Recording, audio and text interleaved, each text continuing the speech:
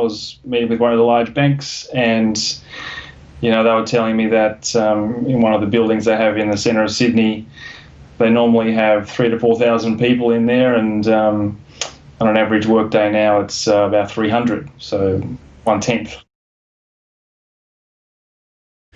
Hey everyone, Chris here from AV Asia Pacific magazine, and I'm here with David Allara. He's Managing Director of Konnectus, which is an AV and ICT consultancy firm.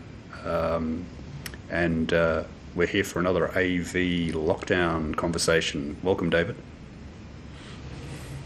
Hi, Chris. Thanks for having me.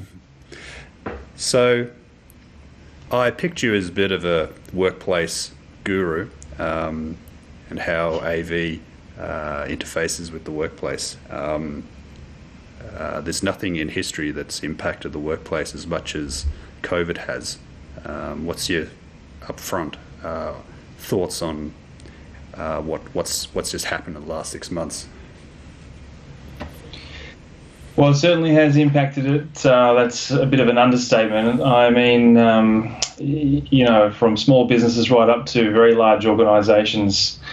Just earlier today, I was meeting with one of the large banks, and they were telling me that in one of the buildings they have in the centre of Sydney, they normally have 3,000 to 4,000 people in there, and on an average workday now it's about 300, so 1/10. Wow. Look at my business, which is a small organisation, sort of 9 to 10 people. We have full work from home situation at the moment. None of us are going to the office. That's probably a personal choice. I mean, the team just still don't really feel comfortable taking public transport every day and going to an office, and so I respect that, and we're all working from home. So definitely a different environment. It's small business. I find it's kind of hard to lead a team that way without having that personal face-to-face,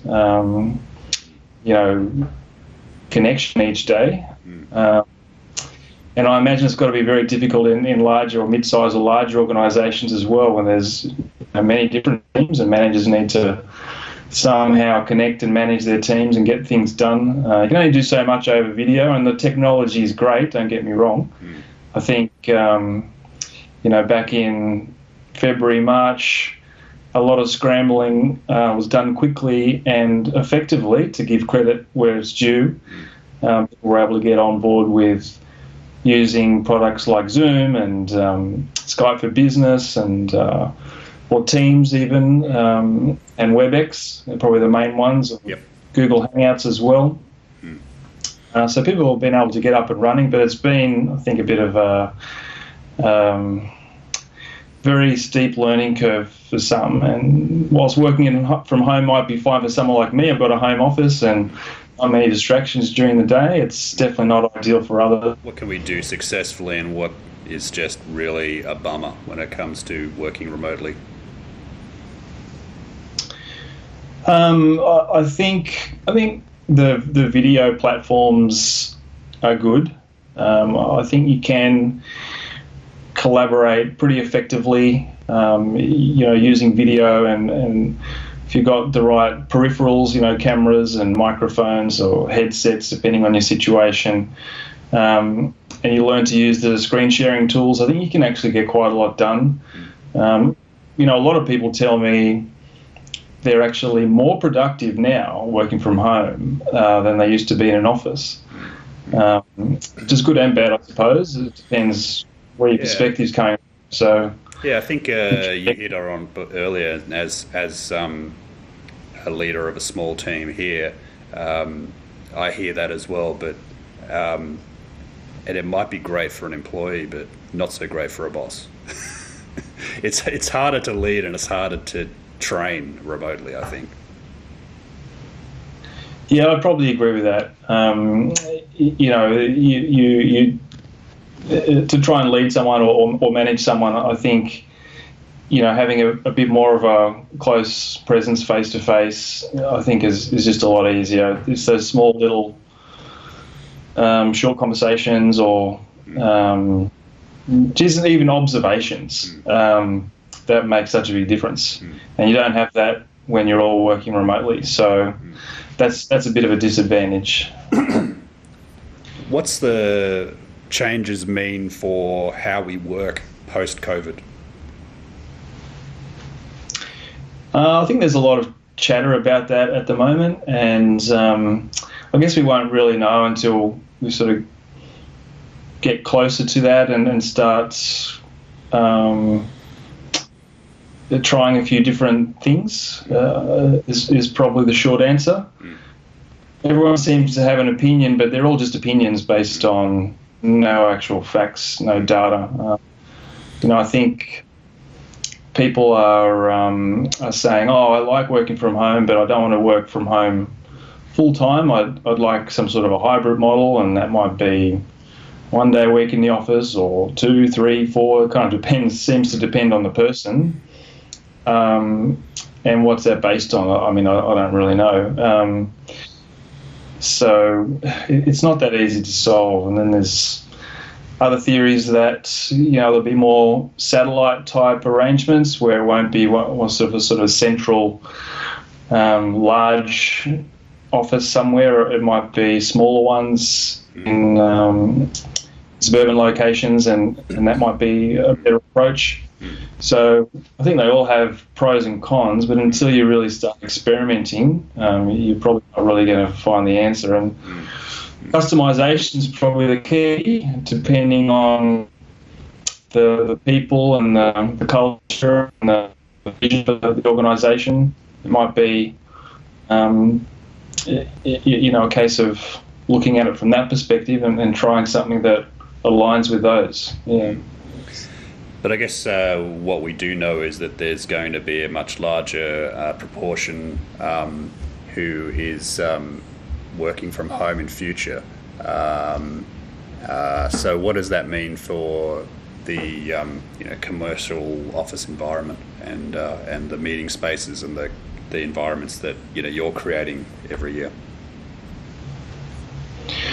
Yeah, I think I'd probably agree with that. I think, compared to before February this year to now and into the future, I think there's going to be a lot more people working from home, or definitely an appetite for organisations to allow that. But it's going to come down also to what's the social distancing. How long is that going to go on for? Because if you think about it, you probably still need a lot of office footprint for less people to respect that social distancing. So that's a factor. Just sorry to interrupt, but does that mean that there's not going to be a mass sell-off of CBD real estate, early next year, as far as you're concerned? Well, you could argue that. I mean, that's. I read an article from a German publication which was saying that. They were sort of saying, well,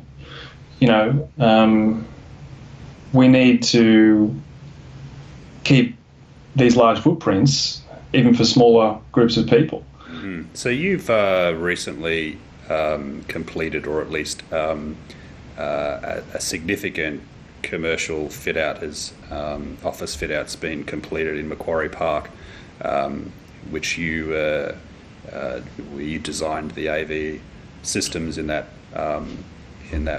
building.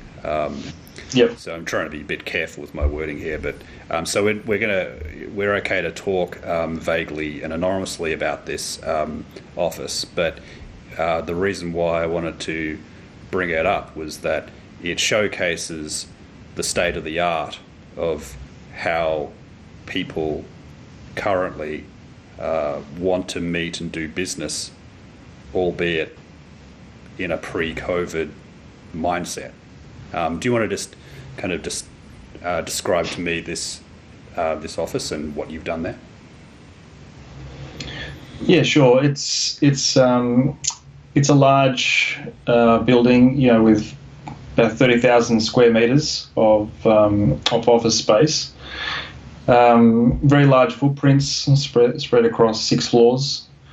and there's over 100 spaces with, I guess, with AV or technology to be used for meetings and collaboration and whatnot.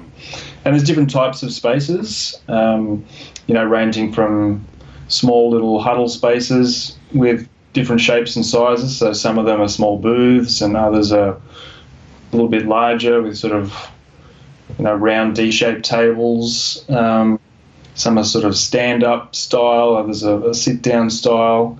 Then you've got smaller meeting rooms for 6 to 8 people, and up to medium size with, sort of 10, 12, 14 people, and then very larger meeting rooms, boardroom style, large conference rooms that combine.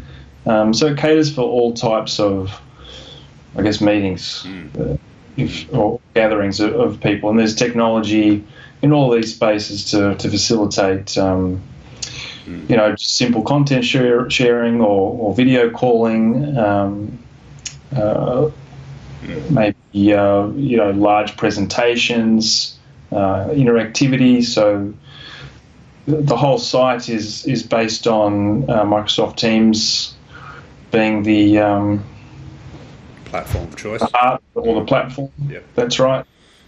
And the user experience is identical everywhere you go. So that's probably the key. One of the hardest things we worked on there. We tried to get it to minimal steps to connect, as we call it, minimal button pushes to get started. It might be automated, so 0, or it could be just one button to get started.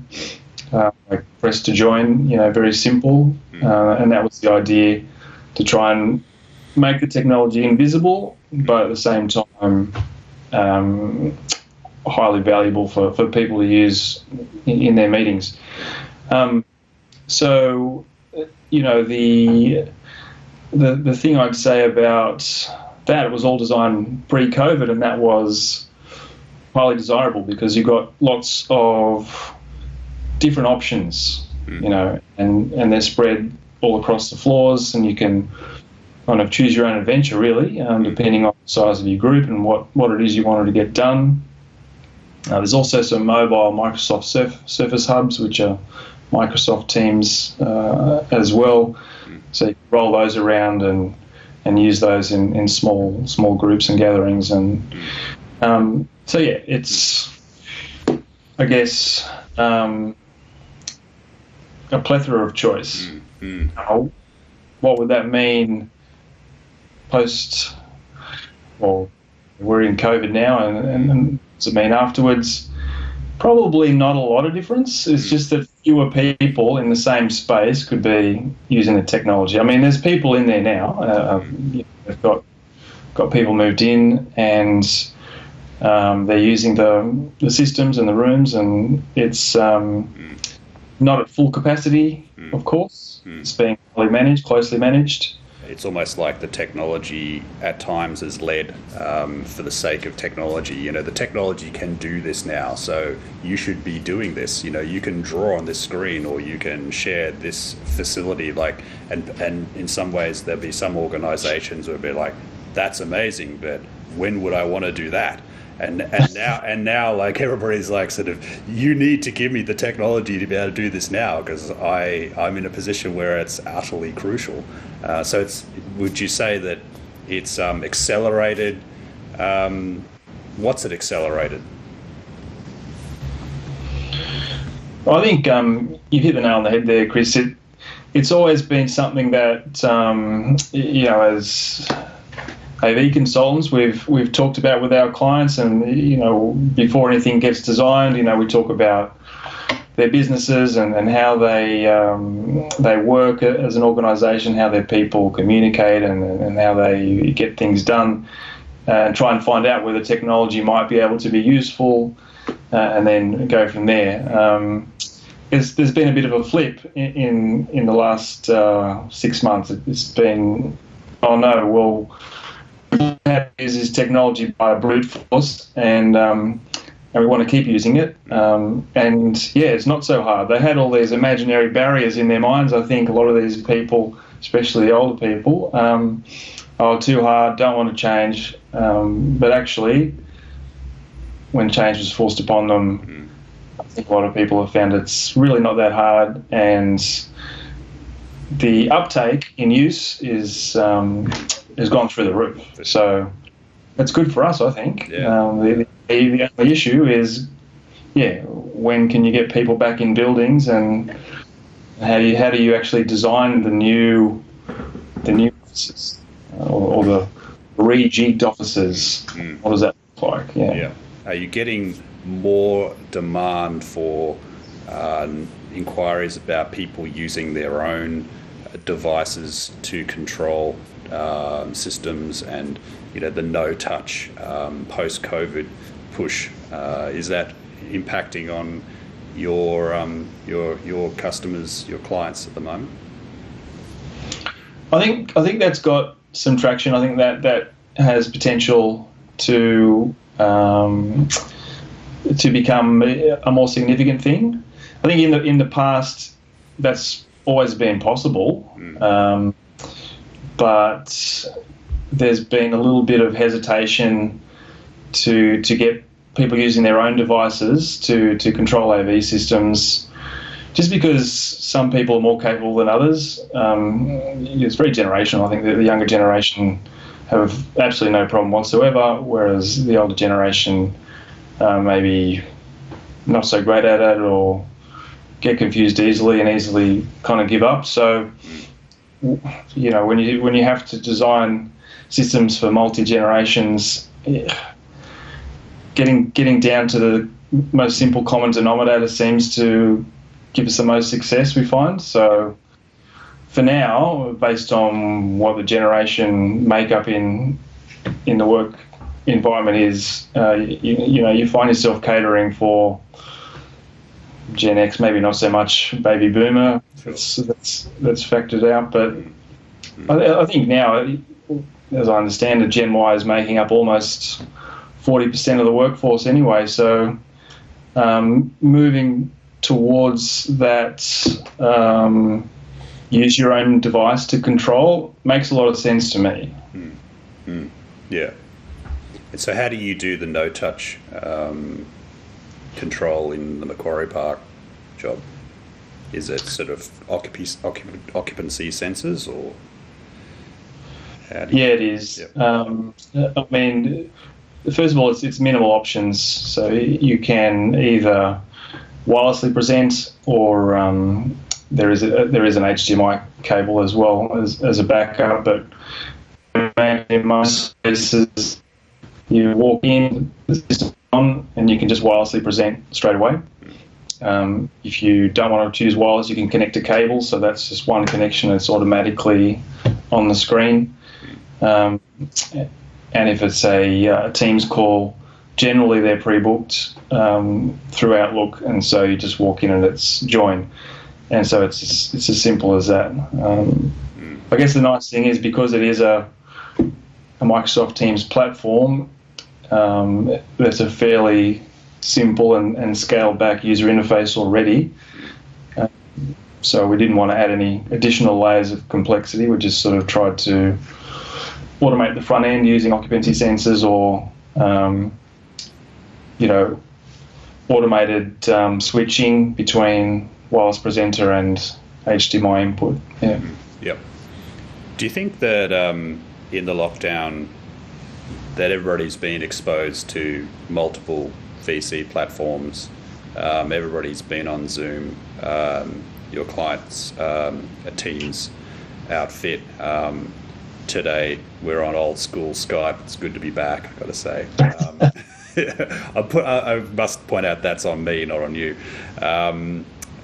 So is there a growing expectation that people can bring their own VC, bring their own meeting, use whatever is on their phone, or whatever's on their laptop, that they don't want to be tied to a specific platform? I think so. I think that's been around for a few years now already. People just get accustomed to using one platform and want to use it. The headache is then in the back end and trying to make everything work together seamlessly. That's That's usually the challenge. So whilst they're all great platforms by themselves, getting that cohesion, that ability to easily talk, just like phone calls, is still not perfect and seamless, I would say. So not everyone understands that. You go from using your phone and doing a Skype call or a FaceTime or something.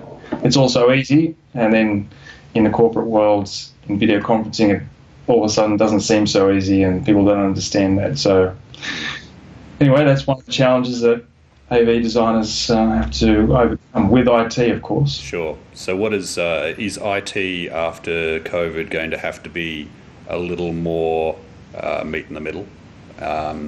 Or are there just going to be more allowances for having kind of parallel or siloed systems that allow people to, use Wi-Fi, do what they need to do without, stepping on ICT's toes? Look, I think that is going to come down to organisation by organisation. Some organisations will want to have the power themselves and the control over what platform is used, because then if it's a platform of their choice, it's easier for them to control and manage. Others might be the opposite. They might want to give more freedom and choice to their staff and guests, because they believe that's important, and they'll somehow try to manage that as best they can, or they'll leave it up to the people themselves to manage and deal with, because that's also an option. At the end of the day, I think it's not a one size fits all, but definitely the trend I see, because we deal generally with large organisations, public and private. They like to dictate the platform, and I think that's just easier when you're dealing with thousands of people. It's less headaches and easier to manage. Yeah. Hey, look, thanks for your time today. I have to ask you pretty much the same question I ask everybody. What's been your lockdown side hustle? How's your sourdough baking going?